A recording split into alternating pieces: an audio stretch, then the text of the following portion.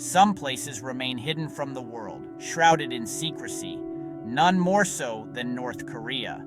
Today, we'll quietly explore 12 extraordinary, rarely seen truths about daily life inside this isolated nation. Our focus isn't politics, but the subtle, startling details that shape everyday existence. Prepare to witness a reality both profoundly different and deeply human. Let's begin our journey into one of the world's most secretive countries. Our journey starts in Pyongyang, North Korea's showcase capital. With its grand boulevards and monumental buildings, Pyongyang is a city designed to impress, but only a privileged elite can live here. Ordinary citizens need special permission even to visit. For most, the capital is a distant dream. Those who lose favor are exiled to rural areas, deepening the divide between city and countryside. Life in Pyongyang means better food, electricity, and comfort, while the rest of the country struggles. For foreign visitors, the city is a carefully curated stage, hiding the hardships faced elsewhere. North Korea is a nation of two realities: the gleaming capital and the unseen lives beyond its borders. In North Korea, you're never alone. Every visitor is assigned government minders. These guides control your itinerary, your interactions, and even your photographs. Spontaneous exploration is impossible. Every moment is supervised and every conversation filtered. Guides are personable, fluent, and ever watchful, ensuring you see only what's approved. Even the friendliest guide is ultimately a gatekeeper for the state. This constant supervision creates a surreal bubble. You're inside North Korea, but always at arm's length. Every experience is curated, every view carefully framed. The question lingers: can you truly see a place when you're never allowed to look for yourself? Forget credit cards and ATMs. North Korea is a cash-only world. Visitors must bring all the money they'll need in dollars, euros, or yuan. There's no access to international banking. Your cash is your lifeline.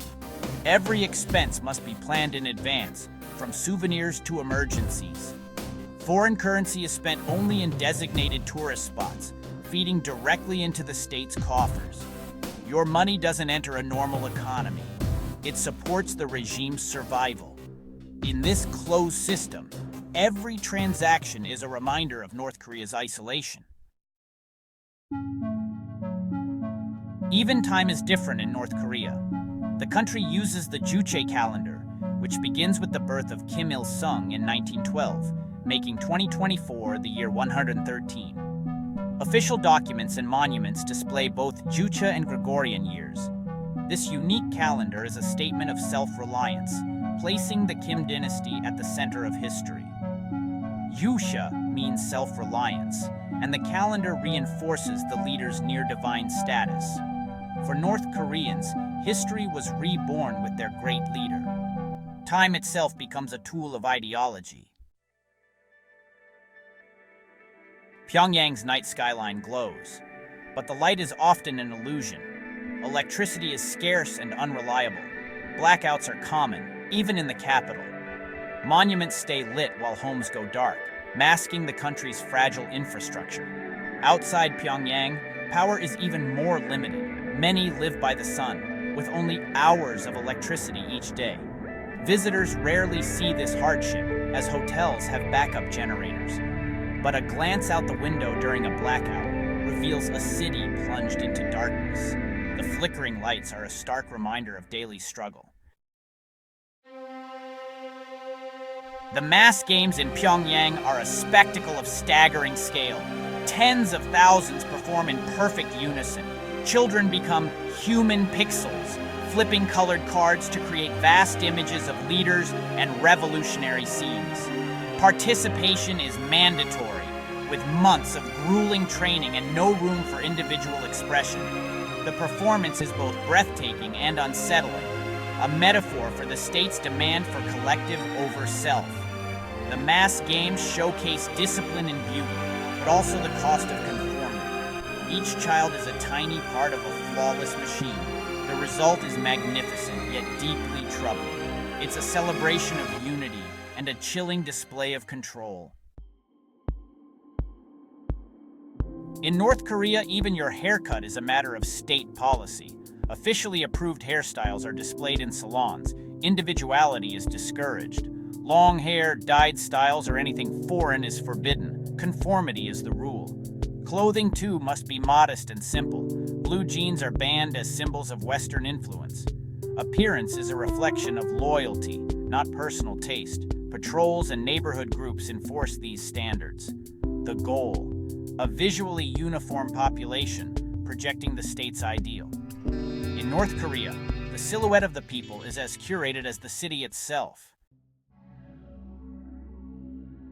Nowhere is North Korea's isolation more tangible than at the demilitarized zone, the DMZ.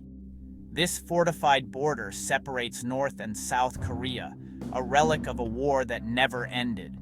At Panmunjom, blue huts straddle the line. Soldiers from both sides stand in silent confrontation. Visitors can technically cross the border inside a conference hut, but the tension is palpable. Guides recount their version of history, starkly different from the South's narrative. The DMZ is a physical, heavily guarded line dividing families and a nation. It's a place where history feels immediate, and peace impossibly distant. In North Korea, propaganda is everywhere. Murals, slogans, and music fill every space. The faces of leaders watch from every building.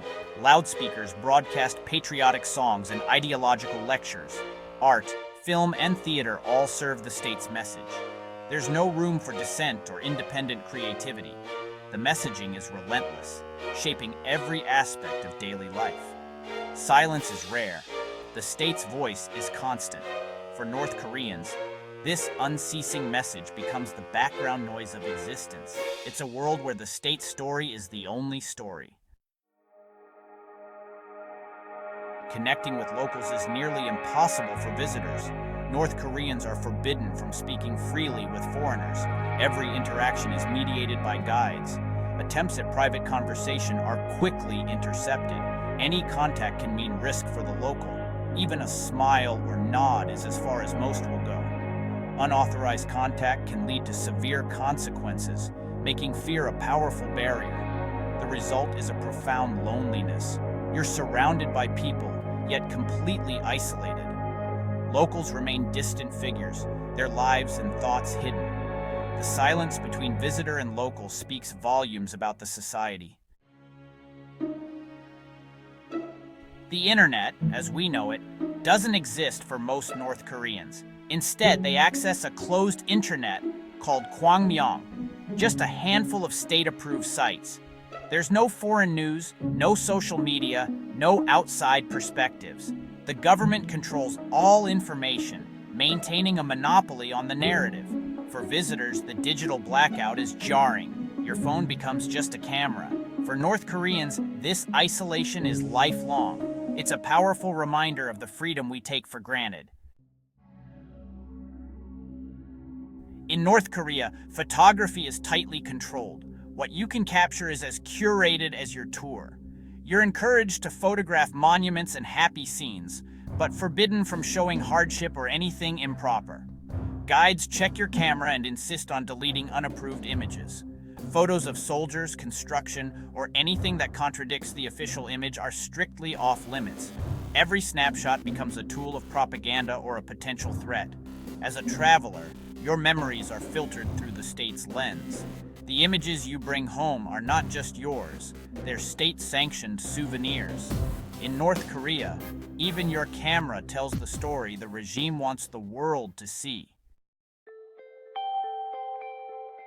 Our journey behind the curtain ends here. We've glimpsed a world of spectacle and hardship, of control and resilience. If this exploration sparked your curiosity, consider joining our community of explorers. Your support helps us share more hidden stories from around the globe. Until next time, keep looking at the world with wonder and empathy.